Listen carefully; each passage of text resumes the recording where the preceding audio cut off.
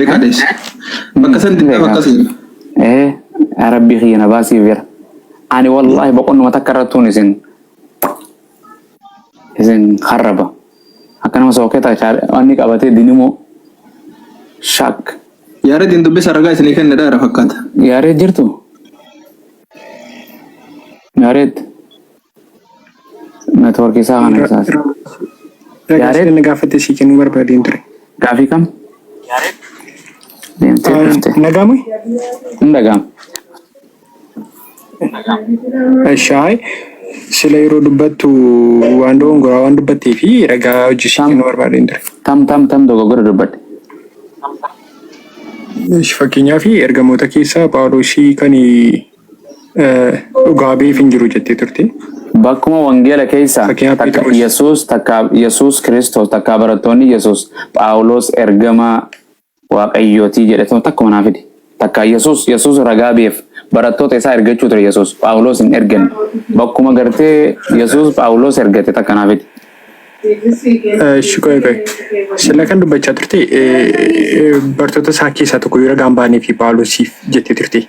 Bakkuma takka qaamni tokko ragaa itti bee fi Phaawulos akkana barattoota Yesuus keessaa takka Yesuus ragaa itti beef naa fidi. Asirratti olii galee deemne kaa. Sila kan jettee sirriin birree jira. Maaf jenna? Amma Yesuusiif waan siin jedhe dura dhaggeeffadhu. Waan Yesuusiif maqaa isaa osoo moggaasiin kakuu mofa keessa Museefaa raajoonni isa dura akka mul'ata raajiin tokko dhufu gartee waan fuuldura ibsanii deeman.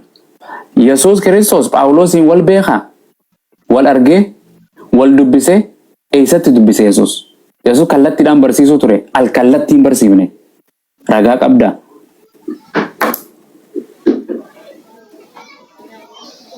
Naan jette. Yesuus. Hojii ergamootaa keessa ragaan qabaa jechuudha. Hojii ergamootaa keessatti Yesuustu dubbise Yesuustu Phaawulosiin dubbate dubbise. Eski deemnee wajjin ilaaluu wayyure. Okay, fideeyye. Hojii ergamootaa boqonnaa 9.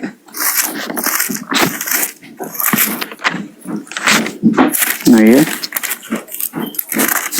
Lakkoofsa 5 kaasee. Ayyee. Dubbifachuu dandeessama. Inni immoo eenyu ati yaa gooftaa jedhee sagalichas. Okay, inni eenyu ati yaa gooftaa jedhee sagalichi deebisee ani Yesuus kan ati ari'attu. Eenyu dubbachuu jira kana? Eenyu dubbachuu jira? Okay. As bukkeetti eenyudha kan dubbachaa jiru ammas bukkeetti? Eenyu dubbachuu siin gaafadha eenyu dubbachuu jira? Yesuus Kiristoos kan dubbachaa jiru. Yesuus Kiristoos. Eessatti dubbate Yesuus? Phaawulositti? Kan argachuudhaaf lakkoofsa tokko kaasnee immoo dubbisna. Eessatti dubbateen sin jedhamee anumaa himi afaanumatti sirrafu. Yoo dubbisachaa deemne ragaa wajjin wayyure. Eessa wal arganiin sin jedhe anaa himi kaa. Maali obboleessa kiyya? Gara Damaasqootu deemaa jiranii. Yaaree duttiin. No, waan sin jarana. Waan kallattiin nama jirtamu al kallattii direct or indirect natti mu jirtan isin. Directidha. Directidha. Boqonnaa tokko lakkoofsa tokko kaasnee hojii dubbisna. Yeroo Phaawulos biyya lafaarra jiru Yesuus eessa jira? Waaqarraa garbuutti. Yesuus lafarra dhufe lafarra deebi'e. Aman hojiin dubbisna jechaan jira. Maal rakkina qaba hojiin dubbisna. Goobazii fayyamee afaanumaan dubbisee fincinqee ragaa booda hin miidhamta ragaa yoo gaafadhe. Yesuus Kiristoos eega biyya lafaarraa ol fuudhame deebi'ee dhufe. Yoom deebi'e? Kun amma iddoon dubbisan rakkina qaba. Yesuus deebi'e jechuudha. Marraa gana dhufeeti ammas deebi'e. Phaawulos dubbate. Obbo Mo'aaz al tokko nafichisiisaa ka al tokko. Rakkina qaba jechuudha. Nafichisiisaa. Lamaaf sadii taatanii iddoo afuraffaa shanaffaa. Okay. Jechuudha. Dubbachuu danda'a? Dubbachuu jirtaa mibboo? Gidduraan na jalaa jirtu waan ta'eef lamaaf sadii taatanii iddoo sin waa'ee koodatti maqaa koodatti dhiyaatanii ansin gidduutti argamaa jira. Kun immoo kuniyyuu waaqayyummaa isaa mul'isa. Kun ta'uuti iddoo hundumaatti argamuu isaa jechuudha. Garuu Saa'ol waldaa kiristaanaa ari'achaa ture. Yesuus Kiristoos warra itti amanan ilma waaqayyoodha warri jedhaman jedhanii amanan fi warri fannisameera jedhanii amanan yeroo sanatti Phaawulos ari'achaa ture. Yeroo sanatti maqaa isaa Saa'ol ture. Lakkoofsa 9 boqonnaa 5 irratti immoo akkuma jirutti Yesuus Kiristoositti mul'ate maaf na ari'attaa jedhee deebiseefii jira. Maqaa isaa yeroo sana abo irraan si deebi'a si dubbisa akkana jedha bakka tanaan si deebi'a kijiba qooshanidha. Inni immoo eenyu ati yaa gooftaa eenyu dubbachuu eenyu ati yaa gooftaa kan jechuu jiru kun Phaawulos. ofumaaf dubbachuu jira kana na deebisee jedha ammas ofuma Yesuus naan jedhee jedha. Hojii ergamootaa samiti kan barreesse. Dhaggeeffadhu kaa eenyu dubbachuu Phaawulos dubbii Phaawulos waan Phaawulos jedhee jedhanii dubbachuu jiranii miti.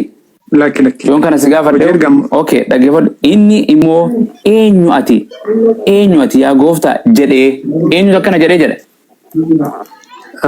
Phaawulos. Eenyutu bira jira yeroo inni kana jedhu kan eenyu barreesse dubbii kana. Namoota achi baay'ee turan jiru. Eenyu. Hojii ergamootaa kan barreesse moo? Maatiyoosi. Hojii ergamootaa kan barreesse kan barbaadde?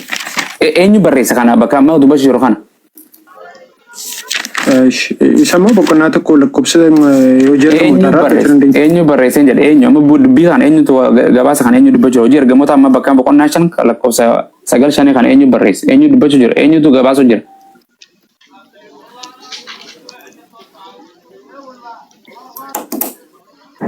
Qabbo eenyutu dubbachuu jira gargaari.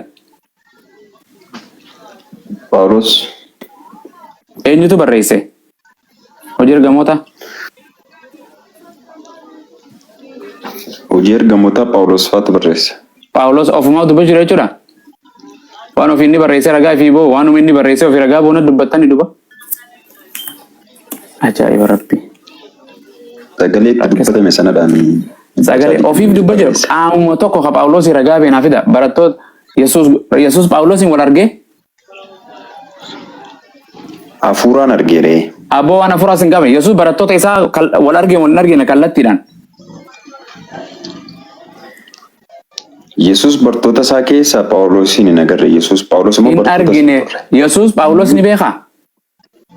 Inni akkuma kee kana ture laa yeroo sana Phaawulos. Waan akka kee ture Oromoo ture fadhu Amaara ture sin gaafanneen. Phaawulos barattoota Yesuus keessaa immoo barattoota Yesuusii miti.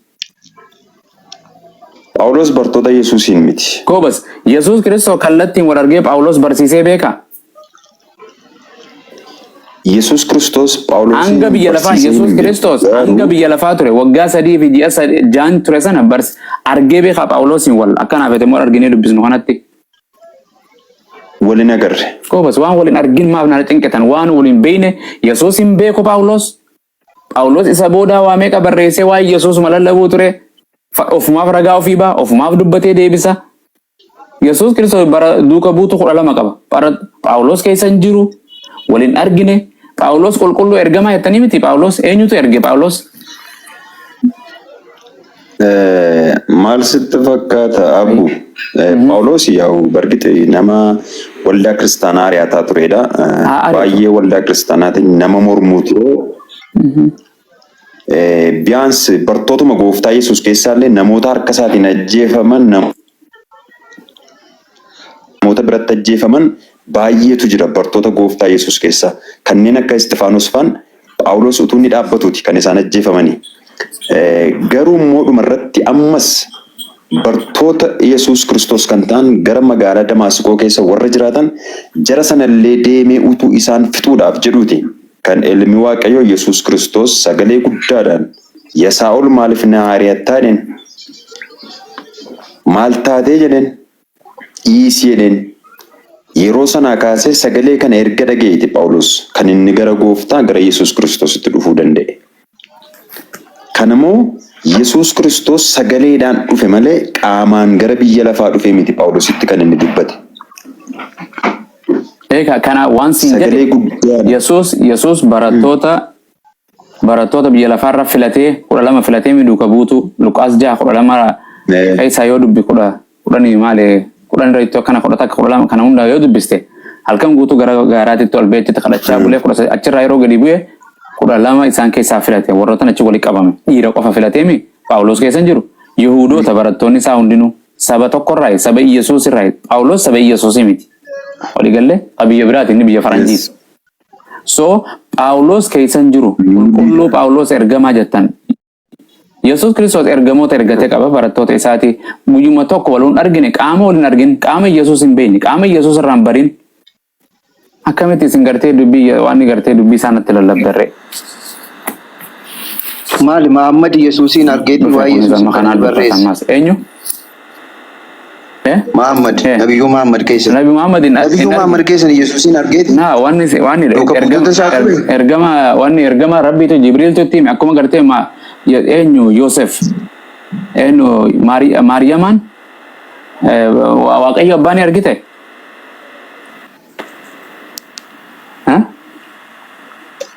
Gocho. Maali ragaan Waaqa Abu. Gocho miran demini. Wan siga sani kanaaf waan Phaawulos waan Yesuus Phaawulos hin beeku. Barattoota Yesuus gartee Yesuus lama keessaa isii miti. Dogongortee isaanii. Phaawulos Yesuus hin Maali Muhammad Yesuus hin beekaa? waggaa sadii barsiisaa ture. Mee dhaabbadhu goobas hin jarjarini ati huccuu qayyii uffattee hin rakkatte. Maali? Suuta jedhe hin jarjarini. Gocho you gonna go away.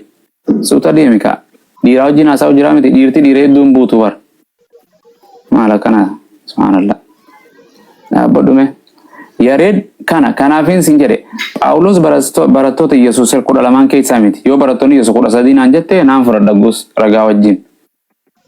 Phaawulos Yesuus argatee hin beeku biyyuma takkatu ergee hin beeku ofumaaf qulqulluu Phaawulos jettan eenyus ergate biyya kamitti erge kitaaba kamiin erge ergaa kamiin erge Yesuus ofuma waan hunda kitaaba 13 macaafa 13 barreessee ofii ergaa biyya adda addaa ergee sagalee Waaqayyoo jettanii asirra dabaltan.